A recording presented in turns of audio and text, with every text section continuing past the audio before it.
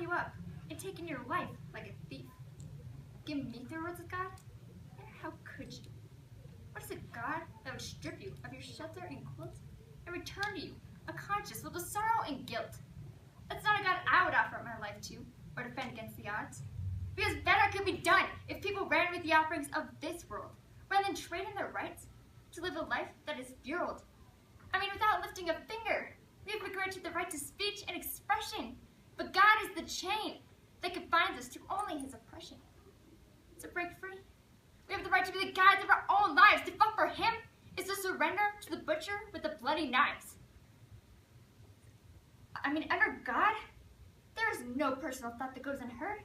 There's no room for slip of the tongue deemed by deprecation or just one curse with. There's no time for luxury, pleasure, appeasement, or self-imposed fate, and there is no exception for the teenager that cannot bear the weight.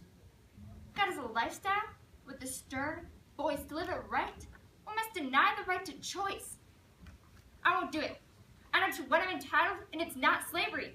It's freedom to say what I want, do what I will, without being compelled to commend his selective bravery. To you, he's proved a lot of things, but I have the right not to believe, to think I owe anything to an invisible Lord who made me gullible and naive. Until one day, when the roof gives in, my world is wrecked and I'm on my face crying. I yell at the sky, screaming, shouting desperate, why is my father dying? I've done nothing to deserve such a mean stab in the heart. Someone tell me how to save him. For if I don't, I myself will fall apart. So on my knees, I say the prayer of a desperate soul. If you are there in God's name, get me out of this hole. A glimpse of hope. And I fell for the belief, the one that demands Jesus. Take me, Lord. You are my chief. Give me through words of God. And there, I'm so sorry. You are the giver of strength, courage, and security I long for. And the voice in my head that leads her from harsh waters to shore. Just imagine how all of God's people could be changed.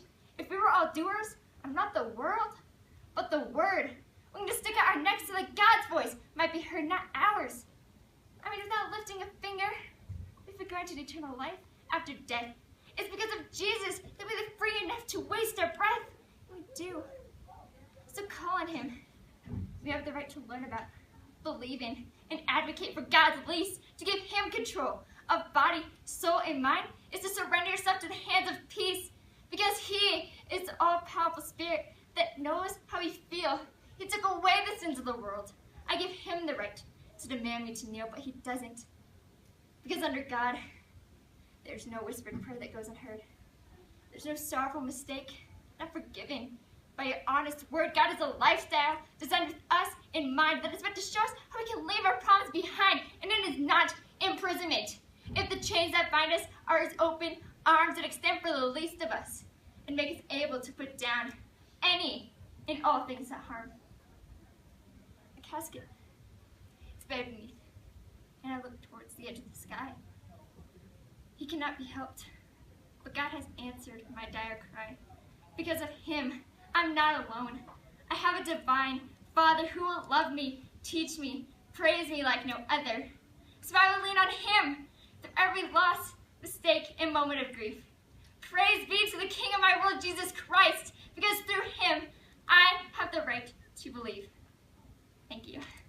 Yeah.